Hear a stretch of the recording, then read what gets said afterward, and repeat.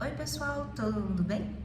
Olha, essa leitura do Caça-Feitiços, volume 5, foi feita no Kindle porque eu não aguentei esperar chegar meus livros em casa. Eu estava muito curiosa para fazer essa leitura, então eu acabei fazendo no Kindle mesmo. Por isso eu vou deixar a capa do livro aqui para você não se perder. Mas antes de eu colocar a capa, deu para ver aqui? Ai, tremeu tudo, desculpa. Mas deu para ver aqui? Eu vou mostrar, vai? Esse aqui são as próximas leituras que eu vou fazer. Eu comprei esse livro já aqui em São Paulo, então já estão aqui aguardando as próximas leituras e eu vou tentar, não garanto nada, mas vou tentar fazer uma leitura por mês, porque tá muito boa essa obra.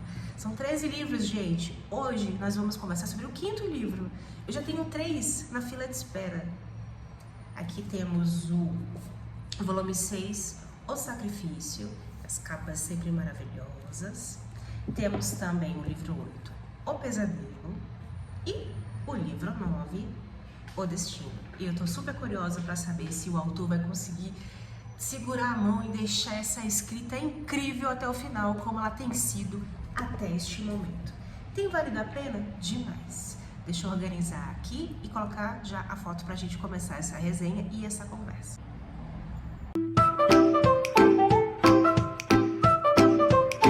Pois é, chegamos a esse 5º livro finalmente. Se você não sabe do que eu tô falando, ou se você tá meio perdido sobre o que aconteceu nas histórias anteriores até este momento, aqui embaixo eu vou deixar o primeiro vídeo dessa série, dessa playlist, onde eu conto sobre o primeiro livro, o que acontece, de onde veio, para onde vai. De qualquer forma, esta é uma série de livros do Joseph Delaney, infanto-juvenil. Mas você vai reparar lá nos meus 2 primeiros vídeos que eu falei que, apesar disso, dá pra sentir um medo. Eu não sei de onde esse povo tirou infanto-juvenil, porque, olha, eu ainda penso, não lembro, quando foi eu li o primeiro livro, eu li em 2023, 2, não lembro. Tem alguns anos, mas eu ainda lembro daquela casa assombrada do primeiro livro. Então, meu querido e minha querida que está me acompanhando aqui, se você gosta desse tipo de temática, ignora esse fato de que dizem que é infanto-juvenil. Leia e volte pra cá pra me contar o que achou. Combinado? Nessa transição do livro 4 pro livro 5, o Tom, que é o nosso protagonista, seu mestre, John Gregory, que é o caça-feitiços oficial neste momento, e Alicia, que é uma bruxa, nascida em família bruxa, mas que ainda não se sabe se é benevolente ou malevolente, e é muito amiga do Tom, apesar de ter um sapato de bico fino e o caça-feitiços não gostar muito dela. Eles 3 voltam para Timpenden, que é onde fica a casa oficial do caça-feitiços, digamos assim, tentando lidar com os últimos acontecimentos e tentando seguir com uma vida normal. Mesmo sabendo que as coisas estavam ficando cada vez mais perigosas, principalmente para o nosso querido Tom. Depois do ritual bem sucedido realizado pelas feiticeiras de Penden, o maligno, que é o próprio diabo, foi invocado e agora ele vive livremente no mundo. Mesmo sem os seus poderes em pleno vigor, o maligno é a maior ameaça que o Tom já encarou desde o início do seu aprendizado. Por isso, aproveitando essa nova fase de aprendizado, Tom viaja para o norte para ficar sob a tutela de um outro caça-feitiços que na sua juventude também foi aluno do caça-feitiços, que hoje é o mentor do protagonista Tom. Ele se chama Bill Arkwright e vive numa região pantanosa, num lugar bem afastado, num velho moinho repleto de feiticeiros de água ao redor. Do início do livro até aqui, do início do primeiro livro, o livro 1 até aqui, a gente vai conhecendo vários bichos e monstros e feiticeiras, e já teve contato com alguns tipos inclusive, mas esse formato de feiticeiro do pântano, os poderes que elas têm, o que elas são capazes de fazer, a gente nunca tinha tido essa informação, muito menos Tom. Principalmente por isso o caça-feitiços decide encaminhar o Tom para ficar um período ali, tanto para ficar mais afastado da região onde as pessoas sabem que o caça-feitiços mora, e aí não conseguir ter tanto contato para impedir o maligno de se aproximar cada vez mais, mas também para que o Tom tenha a oportunidade de estudar diretamente com alguém que tem essa experiência na prática,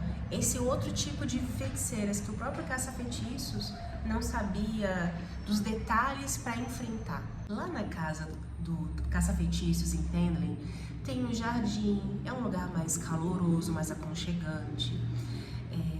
Tem um ogro enfeitiçado ali que cozinha muito bem, de certa forma tem um aconchego ali. Por isso, quando o Tom chega na casa, na região no norte desse novo caça-feitiços, ele é surpreendido de formas nada bacanas. Os pais desse novo caça-feitiços, por exemplo, eles morreram de formas complicadas ali naquela região.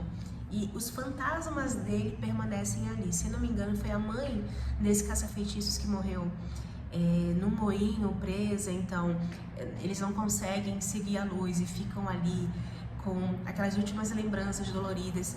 E, na verdade, ele decide se tornar caça-feitiços para tentar fazer com que os fantasmas dos pais dele saíssem daquela situação e seguissem para a luz, mas ele não conseguiu e também não consegue desapegar de várias outras coisas. Então a casa em si é fria, é meio molhada, tem coisas no chão, é bagunçada, tem alguns quartos lá, dá medo de entrar em alguns quartos, então não é um ambiente bacana para se estar. E os métodos de ensino do Bill são muito mais complicados, difíceis e práticos do que o próprio dos caça-feitiços, que não é uma pessoa muito amorosa e gentil, apesar de gostar muito do Tom.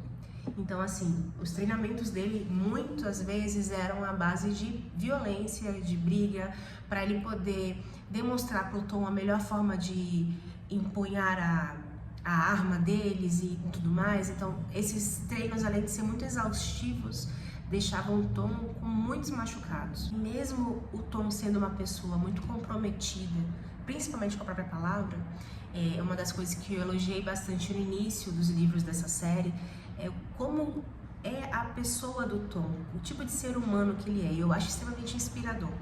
Apesar disso, em algum momento o Tom pensa realmente em desistir. Ele tenta, na verdade, né? Ele bota o pé na estrada e decide ir embora. Aí acontece algumas circunstâncias e ele acaba ficando. Apesar de ser brutal e às vezes parecer desnecessário, na verdade, são essas aulas especiais que vão fazer com que o Tom consiga ultrapassar alguns perigos e algumas barreiras, sabe?